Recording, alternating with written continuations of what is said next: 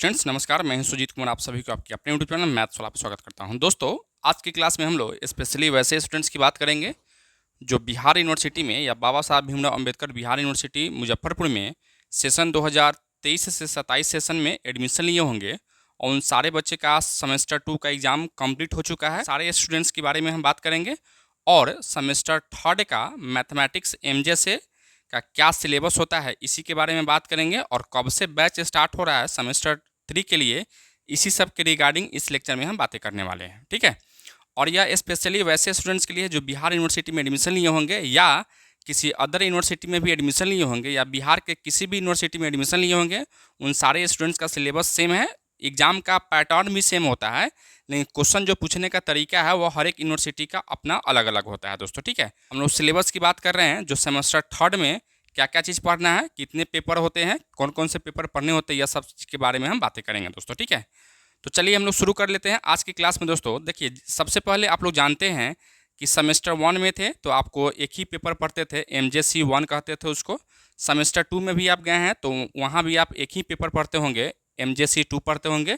लेकिन जैसे अगर आप सेमेस्टर 3 में आए हैं तो सेमेस्टर 3 में आपको जो पेपर पढ़ना है वो आपको 2 पेपर पढ़ना है। ठीक है, MJC 3 और MJC 4 आपको पढ़ना है, यानी 2 पेपर आपको सेमेस्टर 3 में पढ़ना होता है दोस्तों। ठीक है, तो यही सिलेबस हम लोग लिखे हुए हैं, सिलेबस फॉर 3rd सेमेस्टर या सेमेस्टर 3 फॉर BRABU मुजफ्फरपुर या बाबा साहब भीमराव अंबेडकर मुजफ्फरपुर या ऑल यूनिवर्सिटीज़ ऑफ बिहार, यानी बिहार के जो भी यूनिवर्सिटीज़ है सब यूनिवर्सिटी का सिलेबस आपका सेम ही है, तो उसी के बारे में हम बात करेंगे दोस्तों। ठीक है, देखो सबसे पहले अगर हम लोग इस पेपर में यहाँ बात करेंगे तो यहाँ आपको 2 पेपर पढ़ने होते हैं। ठीक है, MJC 3 और MJC आपको 4 पढ़ना है। ठीक है, इसमें यानी सेमेस्टर 3 में आपको 2 पेपर पढ़ना है, MJC 3 और MJC 4।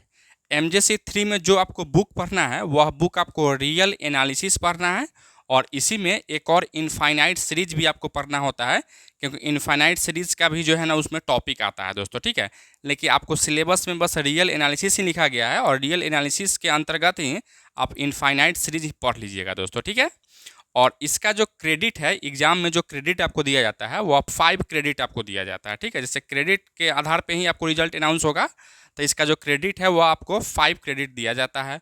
और इसका जो एग्ज़ाम भी होगा आपको 100 नंबर का एग्ज़ाम होता है। 100 नंबर में आपका जो 70 नंबर का एग्ज़ाम होगा और 30 नंबर का आपका प्रैक्टिकल यानी CIA के थ्रू जो आपका एग्ज़ाम होता है, जो कि आपको कॉलेज अलग अलग कॉलेज अपने अपने लेवल पे लेती है, तो उसके आधार पे आपको 30 नंबर आपको दिया जाएगा।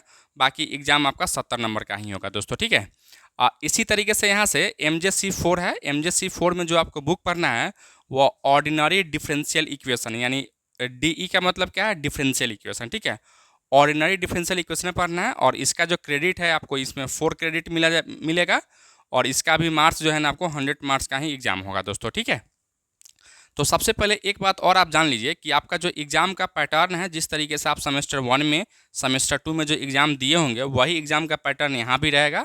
जैसे में एग्ज़ाम का पैटर्न आपका क्या था, ऑब्जेक्टिव क्वेश्चन 10 पूछे जाते हैं, प्रत्येक क्वेश्चन 2 नंबर का रहता है, यानी 10 दूना 20 नंबर आपको यह हो जाता है। ठीक है, उसी तरह से आपको 5 नंबर का 5 क्वेश्चन पूछे जाते हैं, जिसमें आपको 4 क्वेश्चन का आंसर देना होता है, तब 5 चौका 20 नंबर आपको उधर से मिल जाता है, तब 20 नंबर उधर और 20 नंबर इधर, 40 नंबर हो गया। उसी तरह से लॉन्ग टाइप क्वेश्चन में आपको 5 या 4 क्वेश्चन पूछे जाते हैं, जिसमें आपको 3 ही क्वेश्चन का आंसर देना होता है। ठीक है, तो 10 या 30 नंबर इधर से हो जाता है, तो 40 उधर और 30 इधर, तो आपको 70 नंबर का एग्जाम होगा। 30 नंबर जो है ना आपको CIA के आधार पे या आप कहें प्रैक्टिकल के आधार पे आपको नंबर दिए जाते हैं दोस्तों। ठीक है, सबसे पहले हम लोग बात करेंगे क्या कि MJC 3 में या रियल एनालिसिस में किस यूनिट में कितना टॉपिक पढ़ना है या कौन कौन से चैप्टर पढ़ने हैं, यह सब चीज़ के बारे में हम बात कर लेते हैं। यहाँ लिखे हुए हैं भी, उसी को हम आपको समझाते हैं दोस्तों। ठीक है, तो यह जो हम लिखे हुए हैं देखो, MJC 3 यानी रियल एनालिसिस में जो है ना 4 यूनिट आपको पढ़ने होते हैं। ठीक है, 4 यूनिट आपको पढ़ने होते हैं।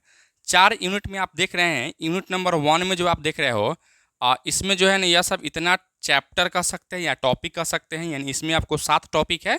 ठीक है, और टॉपिक का नाम क्या क्या है देखो, यहाँ से सबसे पहला टॉपिक है आपको डेडकाइन थ्योरी ऑफ रियल नंबर। ठीक है, यानी डेडकाइन थ्योरी ऑफ रियल नंबर के बारे में आपको पढ़ना है। उसी तरह से यहाँ से आपको 2 नंबर में है algebraic and order properties of R का मतलब रियल नंबर ही है। ठीक है, उसी तरह से आर्किमिडियन प्रॉपर्टी आपको पढ़ना है, डेंसिटी थ्योरम पढ़ना है आपको, बाउंडेड सेट क्या होता है वह पढ़ना है। उसी तरह से आपको यहाँ से थ्योरी ऑन सुप्रीमम और इन्फीमम है, उसके बारे में आपको पढ़ना होता है दोस्तों। ठीक है, इसी तरह से आप यूनिट नंबर अगर 2 में आते हैं तो यूनिट नंबर 2 में भी बहुत सारा चैप्टर है, बहुत सारा टॉपिक है, इसमें भी 6 टॉपिक आपको पढ़ना होता है। ठीक है, पहला टॉपिक क्या है आपका, neighbourhood of A point in real number, यानी रियल नंबर में जो नेबरहुड पॉइंट होता है उसके बारे में पढ़ना है। उसके बाद ओपन एंड क्लोज सेट क्या होता है उसके बारे में पढ़ना है। उसका लिमिट पॉइंट क्या होता है और आइसोलेटेड पॉइंट क्या होता है उसके बारे में आपको पढ़ना होता है। ठीक है, किसी भी सेट के लिए।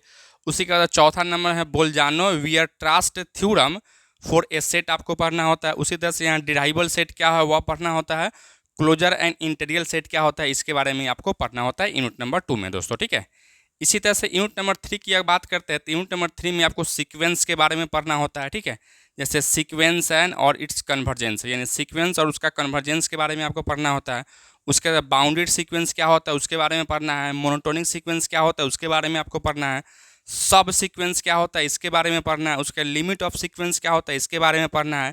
लिमिट थ्योरम आपको पढ़ना है। बोल्जानो और वियरट्रास्ट फॉर सीक्वेंस, ये बोल्जानो और वियरट्रास्ट टेस्ट जो है हम लोग क्या यूनिट नंबर 2 में भी देखे हैं। ठीक है, इसमें हम लोग सेट के लिए देखे थे और यहाँ हमको सीक्वेंस के लिए पढ़ना होता है दोस्तों। ठीक है, इसी तरह से हम लोग यूनिट नंबर 3 में आते हैं या यूनिट नंबर 4 में आते हैं। तो जो यूनिट नंबर 4 जो है ना यह टोटल आपका इनफाइनाइट सीरीज ही है। ठीक है, यहाँ से यह जो आप एक और बुक है जो कि आपको वहाँ रियल एनालिसिस के अंतर्गत ही पढ़ा जाता है। ठीक है, तो यह आपको कह सकते हो यह इनफाइनाइट सीरीज का एक अलग बुक आता है।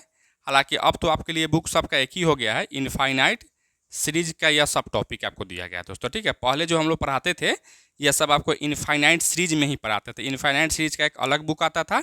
ठीक है, और यह सब जो है ना आपको रियल एनालिसिस का ही टॉपिक होता था। लेकिन अभी जो आपका न्यू सिलेबस जो आया है या न्यू शिक्षा नीति के तहत जो सिलेबस आपको आया है जब से सेमेस्टर वाइज किया गया है, तो यह सब के लिए जो है ना आपको एक ही बुक है। और आपका एक लालजी प्रसाद का जो है ना बहुत ही अच्छा और प्यारा बुक जो है ना मार्केट में आ चुका है, तो आप उससे भी पढ़ सकते हैं दोस्तों। ठीक है, वही बुक हम पढ़ाते हैं, वही बुक आप पढ़ाएंगे भी हम लोग। ठीक है, पढ़ेंगे भी। तो देखो यहाँ से यूनिट नंबर 4 में जो है वो आपको दिया गया है infinite series and their convergence. ठीक है, इनफाइनाइट सीरीज क्या होता है और उसका कन्वर्जेंस कैसे हम चेक करते हैं उस पर बात करेंगे। ठीक है, उसके बाद में कोची क्राइटेरियन क्या होता है। ठीक है, कोची का क्राइटेरिया क्या होता है इस पर हम बात करेंगे। उसका टेस्ट फॉर कन्वर्जेंस, ठीक है, यानी कन्वर्जेंस का बहुत सारा टेस्ट होता है, उसी टेस्ट के बारे में बात करें। जिसमें पहला टेस्ट आपका कंपेरिजन टेस्ट है, उसका डीएलमंट रेशियो टेस्ट है, उसका कोची रूट टेस्ट होता है, उसका रैबिज टेस्ट है, उसका लॉगरिथमिक टेस्ट है। ठीक है, डिमॉर्गन्स एंड मॉन्ट्रेन टेस्ट है, उसी तरह कॉची इंटीग्रल टेस्ट है, कॉची कंडेंसेशन टेस्ट है। ठीक है, उसी तरह से गॉस टेस्ट है, अल्टरनेटिंग सीरीज है, लेबनिज टेस्ट है, एब्सोल्यूट और कंडीशनल कन्वर्जेंस क्या है, इस सब के बारे में यह सब टेस्ट ही हैं। टेस्ट करने का जो है ना नया नया रूल है। कोई भी सीरीज जो है ना कन्वर्जेंस कब होता है कब नहीं होता है इसके लिए टेस्ट है, तो वही सब टेस्ट के बारे में हम बात करेंगे दोस्तों। ठीक है, तो इस तरीके से हम लोग MJC3 की अगर बात की है तो इसमें आपको रियल एनालिसिस पढ़ा जाता है। रियल एनालिसिस में आपको या कहें MJC3 में जो आपको टोटल जो है ना 4 यूनिट पढ़ा जाता है। 4 यूनिट में बहुत सारा चैप्टर है, बहुत सारा टॉपिक है, इस पर हम बात किए हैं दोस्तों। ठीक है, आप इसको चाहेंगे तो लिख सकते हैं, नहीं तो इसका स्क्रीनशॉट ले लीजिए।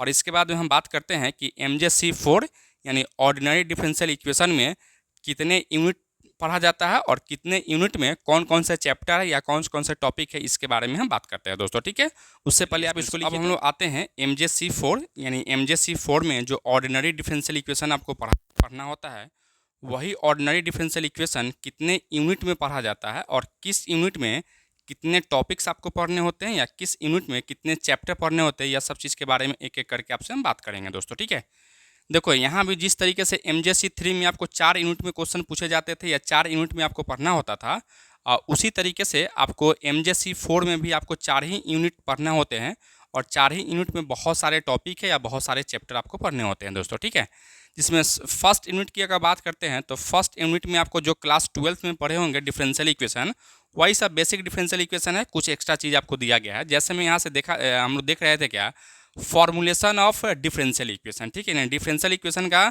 फॉर्मुलेशन आपको कर लेना है, जो कि क्लास 12th में भी आप पढ़े होंगे। ठीक है, and it's a degree and order और डिग्री भी इसका निकालते थे हम लोग क्लास 12th में, वही आपको पढ़ना है। उसी तरह से इसका जनरल एंड पार्टिकुलर सॉल्यूशन क्या होता है, ये भी हम लोग क्लास 12th में ही पढ़े हैं, यहाँ भी आपको पढ़ना होता है। उसके बाद singular solution of differential equation, ठीक है, यानी singular solution of differential equation आपको पढ़ना है। उसके मेथड की अगर बात करते हैं तो सबसे पहला मेथड है वेरिएबल सेपरेबल मेथड आपको पढ़ना है। उसका रिड्यूसिबल इनटू वेरिएबल सेपरेबल आपको पढ़ना है दोस्तों, ठीक है। उसी तरह से यहाँ से होमोजीनियस डिफरेंशियल इक्वेशन आपको पढ़ना है। उसके बाद reducible into homogeneous differential equation, HDE का मतलब क्या है, H for homogeneous, D for differential और E फॉर इक्वेशन, ठीक है, यानी reducible into homogeneous differential equation आपको पढ़ना होता है, ठीक है। इसी तरह से नेक्स्ट में आओगे तो एग्जैक्ट डिफरेंशियल इक्वेशन आपको पढ़ना है, जो कि यह आपके लिए न्यू है, ठीक है। एग्जैक्ट डिफरेंशियल इक्वेशन आप लोग क्लास 12th में नहीं पढ़े होंगे, यह आपके लिए नया है, जो कि आपको यहाँ पढ़ना होता है एग्जैक्ट डिफरेंशियल इक्वेशन क्या होता है, ठीक है। उसके बाद में आपको reducible into exact differential equation, यानी कोई भी डिफरेंशियल इक्वेशन अगर अदर फॉर्म में देता है उसको कैसे रिड्यूस करोगे एग्जैक्ट डिफरेंशियल इक्वेशन में, यह भी आपको पढ़ना होता है दोस्तों, ठीक है। इसी तरह से हम लोग नेक्स्ट में आते हैं, आपको लीनियर डिफरेंशियल इक्वेशन आपको पढ़ना है। Linear differential equation class 12th में ही पढ़े होंगे। उसी तरह से यहाँ आपको reducible into linear differential equation आपको पढ़ना है। और एक लास्ट टॉपिक है या लास्ट चैप्टर है बर्नौली इक्वेशन क्या होता है, यह भी आपको यूनिट 1 में ही पढ़ना है दोस्तों, ठीक है। तो इस तरीके से यह जितना भी यूनिट 1 में आप देखे हैं इस सबको आप एक एक चैप्टर कह सकते हो, नहीं तो एक एक टॉपिक आप कह सकते हो। यह सब टॉपिक आपको पढ़ने होते हैं यूनिट नंबर 1 में दोस्तों, ठीक है। इसी तरह से यूनिट नंबर 2 की अगर बात करते हैं, यूनिट नंबर 2 आपके लिए एक नया है, क्योंकि यह जो है थोड़ा सा हायर डिफरेंशियल इक्वेशन की ओर आ जाता है। तो देखो यूनिट नंबर 2 में आपको सबसे पहला क्या पढ़ना है, differential equation of first order but not first degree, ठीक है। एक डिफरेंशियल इक्वेशन है जिसका ऑर्डर तो 1 होगा लेकिन डिग्री उसका 1 नहीं होगा, उसके बारे में आपको पढ़ना है। उसका सिंगुलर सॉल्यूशन क्या होता है उसके बारे में पढ़ना है। कैलॉट्स फॉर्म क्या होता है इसके बारे में आपको पढ़ना है, ठीक है। Orthogonal trajectory of family of curve क्या होता है उसके बारे में पढ़ना है। इसके बाद linear differential equation of order greater than 1 with a constant coefficient, ठीक है, यानी इसके बारे में भी आपको पढ़ना होता है। उसके बाद में यहाँ से कॉची यूलर इक्वेशन क्या हो इसके बारे में भी आपको पढ़ना होता है। उसका लीजेंडर लीनियर इक्वेशन क्या होता है इसके बारे में भी आपको पढ़ना है। इक्वेशन कहने का मतलब डिफरेंशियल इक्वेशन, ठीक है। जहाँ भी इक्वेशन लिखा गया उसको आप समझिए डिफरेंशियल इक्वेशन ही दिया गया है दोस्तों, ठीक है। इसी तरह से यूनिट नंबर 3 में आते हैं, तो यूनिट नंबर 3 में आपको जो पढ़ना है वह second order linear differential equation with variable coefficient आपको पढ़ना है, जो कि पहले हम लोग इसको पार्ट 3 में पढ़ाते थे, ठीक है। पार्ट 3 में जो डिफरेंशियल इक्वेशन पढ़ना होता था उसमें हम लोग पढ़ाते थे। आप लोगों को पार्ट 2 में या कहें 3rd सेमेस्टर में ही आपको यह पढ़ना होता है दोस्तों, ठीक है। उसी तरह use of non solution to find another solution, ठीक है, यानी नॉन सॉल्यूशन का यूज करके आपको क्या करना है, अनदर सॉल्यूशन आपको निकाल लेना है, ये भी आपको पढ़ना होता है। नॉर्मल फॉर्म क्या होता है ये भी आपको पढ़ना होता है। मेथड ऑफ अनडिटरमाइंड कोफिशिएंट क्या है ये भी आपको पढ़ना होता है। वेरिएशन ऑफ पैरामीटर क्या होता है ये भी आपको पढ़ना होता है दोस्तों, ठीक है।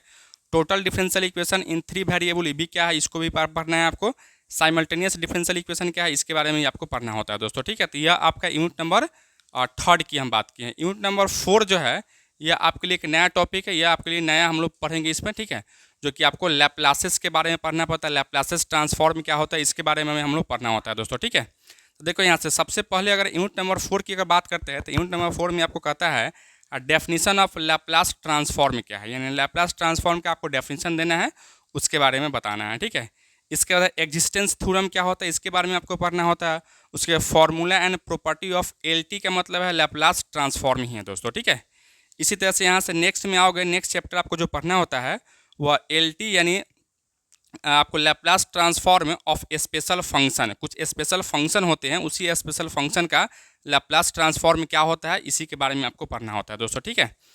इसके बाद में आपको आ जाइए यहाँ से पीरियोडिक बेसेल आपको पढ़ना है, ठीक है। एरर फंक्शन आपको पढ़ना है। इन्वर्स LT यानी इन्वर्स लैप्लास ट्रांसफॉर्म क्या होता है इसके बारे में आपको पढ़ना होता है। उसके बाद formula and property of ILT, I का मतलब इन्वर्स, L का मतलब लैप्लास और T का मतलब ट्रांसफॉर्म, यानी